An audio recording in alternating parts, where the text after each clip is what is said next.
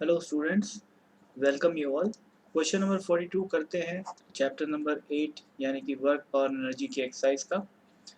A block of mass 250 gram is kept on a vertical spring of spring constant 100 newton per metre. ध्यान रखना भाई, ये kept on लिखा हुआ है, ठीक है ना। यहाँ पर ये अटैच्ड टू द स्प्रिंग नहीं लिखा हुआ है, केप्ट है, यानी कि स्प्रिंग के ऊपर रखा गया है, जोड़ के नहीं रखा है स्प्रिंग से।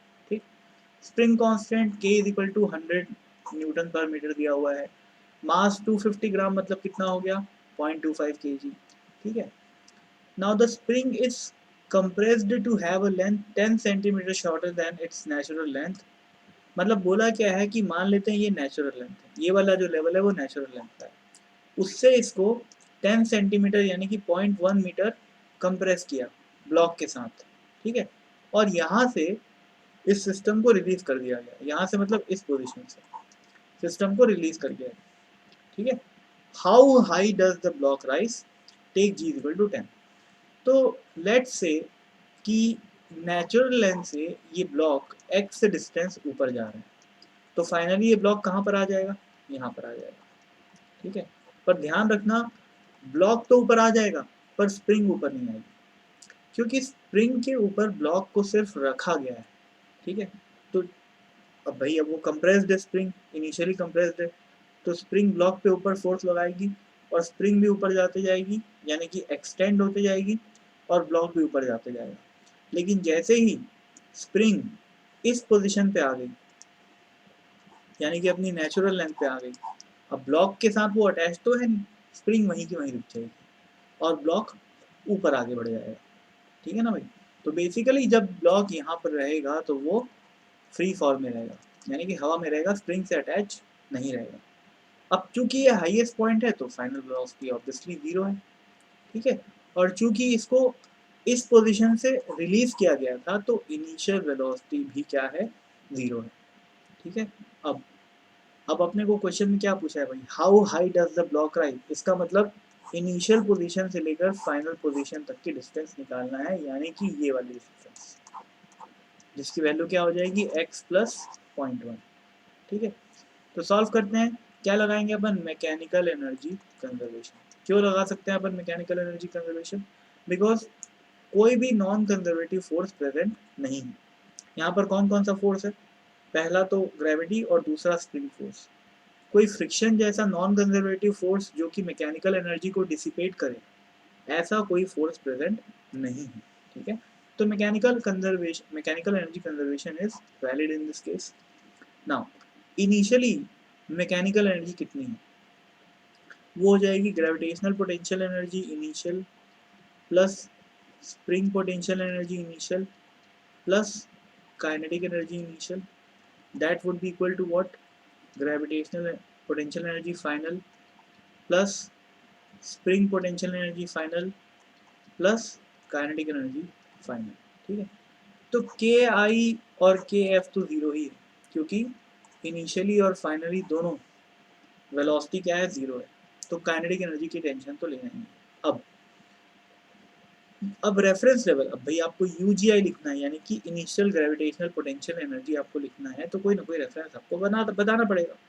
तो मैं एक काम करता हूँ, ये वाला जो पॉइंट है, ये वाला जो लेवल है, इसी को रेफरेंस मान लेता हूँ। जब वो यहाँ पर ब्लॉक शुरू में था तो इनिशियली पोटेंशियल एनर्जी क्या हो जाएगी, जीरो हो जाएगी। ठीक है, और फाइनली इस रेफरेंस लेवल से वो कितना ऊपर जा रहा है, ये डिस्टेंस कितनी है, x प्लस 0.1। ठीक है ना, तो फाइनली ये जो वैल्यू है वो कितनी हो जाएगी, m into g into x plus 0.1। ध्यान रखना x is in metres, x जो भी आएगा वो मीटर में आएगा। ठीक है ना, क्योंकि मैं x प्लस 0.1 लिखा हूँ, ना कि 10 लिखा हूँ। ठीक है ना, 10 सेंटीमीटर ना लिख के मैं इसको 0.1 मीटर लिखा हूँ। ठीक है, अच्छा तो क्या क्या बच गया भाई, हाँ यूएसआई। अब स्प्रिंग की जनरली अपन नेचुरल लेंथ में जो पोटेंशियल एनर्जी होती है वो जीरो मानते हैं, और स्प्रिंग से चाहे स्प्रिंग कंप्रेस्ड हो चाहे एक्सटेंडेड हो, पोटेंशियल एनर्जी कितनी होती है, हाफ के एक्स स्क्वायर।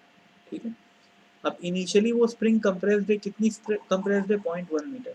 ठीक है, तो इस चीज़ की वैल्यू आ जाएगी, यानी कि initial potential energy of the spring कितनी आ जाएगी, हाफ इंटू के विच इज़ 100 इंटू एक्स का स्क्वायर यानी कि 0.1 का स्क्वायर। ठीक है, तो लेफ्ट हैंड साइड में ये दोनों टर्म तो जीरो हो गए, सिर्फ ये टर्म आया। ठीक है, राइट हैंड साइड में ये वाला टर्म आ गया भाई। ठीक है, बचा क्या, यू एस एफ यानी कि final potential energy of the spring. अब फाइनली जो स्प्रिंग है वो x distance extend, sorry sorry मैं गलत बोलने जा रहा था। फाइनली देखो भाई, फाइनली तो स्प्रिंग यहाँ पर आके रुक गई है ना। तो फाइनली स्प्रिंग की पोटेंशियल एनर्जी क्या हो जाएगी, जीरो हो जाएगी, क्योंकि स्प्रिंग अपनी नेचुरल लेंथ से ऊपर नहीं बढ़ेगी। ठीक है ना, स्प्रिंग अपनी नेचुरल लेंथ पे ही रुक जाएगी और ब्लॉक ऊपर फेंका जाएगा। ठीक है ना, क्योंकि जब नेचुरल लेंथ पे रहेगा ब्लॉक तब उसकी कोई ना कोई वेलोसिटी होगी ऊपर की तरफ, क्योंकि ऊपर नीचे से धक्का देते हुए आ रही है स्प्रिंग उसको। ठीक है, तो वो कुछ ना कुछ एक्सेलरेटेड है ऊपर की तरफ, तो नेचुरल लेंथ आते आते उसकी कोई वेलोसिटी होगी। अब ये वेलोसिटी उसको ऊपर लेके जाएगी। ठीक है, और अपन कितना ऊपर लेके गए माने हैं, एक्स माने। ठीक है, अब तो यू एस एफ भी जीरो हो गया। ठीक है ना भाई, यानी कि final potential energy of the spring भी क्या हो गई, जीरो हो गई। अब इस इक्वेशन को सॉल्व कर लो भाई, कुछ खास नहीं। 0.1 का स्क्वायर इंटू 100 क्या हो जाएगा, 1 हो जाएगा। ठीक है, 1/2 यानी कि 0.5 is equal to m g. M g कितना हो जाएगा भैया, 250 ग्राम यानी कि 0.25 के जी इंटू 10। ठीक है, इंटू एक्स प्लस 0.1। इससे क्या आ रहा है देख लेते हैं भाई, इससे आ जाएगा 2.5 x plus 0.25 into 0.1 is equal to 0.5 आ गया। ठीक है, और कुछ गड़बड़ लगेगी क्या, हाफ के x square is equal to m g x plus 0.1।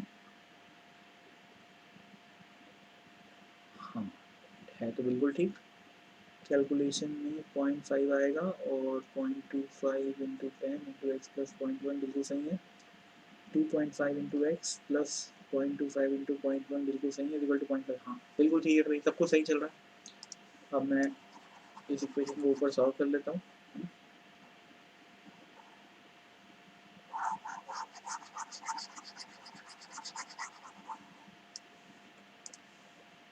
तो यहाँ पर बन रहा है 0.5 और यहाँ पर बन रहा है 2.5x प्लस 0.25 इंटू 0.1 करोगे तो क्या आएगा, 0.025। ठीक है, तो x की वैल्यू क्या आ जाएगी, 0.5 माइनस 0.025 अपॉन 2.5, यही आएगी वैल्यू। ठीक है ना, तो 0.5 यानी कि अब इसको मैं एक काम करता हूँ, 100 से मल्टीप्लाई कर देता हूँ और 100 से डिवाइड कर देता हूँ। ठीक है, तो 100 से मल्टीप्लाई किया और 100 से डिवाइड किया तो कितना आ जाएगा, देखो भैया ऊपर आ जाएगा 50 minus 2.5 divided by 2.5 into 100 is equal to x. Answer में कुछ गड़बड़ी है, ये तो गलत हो गया। एक बार फिर से लिखता हूँ यार मैं इक्वेशन, है ना, कुछ गलती हुई है मेरे ख्याल से। I am so sorry to waste your time, but हो जाता है कभी कभार, है ना। अब पूरा मैं सॉल्यूशन कोई रट के नहीं बैठा हूँ एक एक क्वेश्चन का, है ना भाई। जितना जो कॉन्सेप्ट लगा के आंसर आता है वही कॉन्सेप्ट लगाया हूँ, पर कई बार कुछ सिली मिस्टेक्स हो जाती हैं। ठीक है, कोई बात नहीं, फिर से लगाते हैं। Initial potential energy of the spring is given by half into 100 into 0.1 का square plus initial gravity is potential energy is 0 plus kinetic energy is 0. Finally kinetic energy is 0. Spring potential energy is half into k into x का square plus sorry spring potential energy क्या हो जाएगी, 0 हो जाएगी ना। Spring potential energy 0, kinetic energy 0, बचा क्या, gravitational potential energy, वो कितनी हो जाएगी, 250 ग्राम यानी कि 250/1000 m, ये m आ गया, इंटू जी इंटू एच कितना है रेफरेंस लेवल से x प्लस 0.1। ठीक, बिल्कुल ठीक है। ये तो भाई 0.1 का स्क्वायर इंटू 100 करोगे तो 1 ही आएगा, तो 1/2 हो गया 0.5 इज इक्वल टू ये कितना हो गया 10 से y 0 गया और ये फिर से 0 गया है ना, और ये बन जाएगा 25/10 यानी कि 2.5x प्लस 0.25 आ जाएगा है ना, 0.1 के साथ इंटू हो गया। तो x की वैल्यू अब ठीक है भाई, कुछ कैलकुलेशन मिस्टेक हो गई होगी यार, सॉरी है ना। 0.5 माइनस 0.25 कितना हो जाएगा, 0.25 हो जाएगा। तो x की वैल्यू कितनी हो जाएगी, 0.25 upon 2.5 which is equal to what, which is equal to 0.1। तो बेसिकली x की वैल्यू कितनी आई, 0.1 मीटर। तो इसका मतलब क्या हुआ, 10 सेंटीमीटर। ठीक है ना, मीटर को सेंटीमीटर में कन्वर्ट करने के लिए इंटू 100 किया, तो 0.1 इंटू 100 इज इक्वल टू कितना आ गया, 10 सेंटीमीटर। यानी कि ये x, ये वाली जो वैल्यू है, ठीक है ना, नेचुरल लेंथ और टॉप मोस्ट पॉइंट के बीच की जो डिस्टेंस है वो 10 सेंटीमीटर है, और ऑलरेडी नेचुरल लेंथ से उसको 10 सेंटीमीटर नीचे कंप्रेस किया गया था। यानी कि टोटल राइज कितना आ गया, यानी कि ये टोटल डिस्टेंस कितनी आ गई, 20 सेंटीमीटर। तो 20 centimetre is the answer to this question. Calculation में थोड़ी सी गड़बड़ी हो गई, उसके लिए मैं माफ़ी चाहता हूँ, हो जाता है, मैं भी इंसान हूँ, है ना। तो thank you so much for watching this video and keep watching these videos of SC Verma जो मैं आपके लिए सॉल्व करता हूँ। ठीक है, काफ़ी डिटेल में सॉल्व करने की कोशिश रहती है मेरी, ताकि कोई भी कॉन्सेप्ट आपसे मिस ना हो, और जिसको बहुत कम आता है उसको भी समझ में आ जाए। और SC वर्मा हमेशा सॉल्व करते रहो, बहुत अच्छी बुक है, सारे कॉन्सेप्ट क्लियर कर देगी आपकी फिजिक्स की, है ना।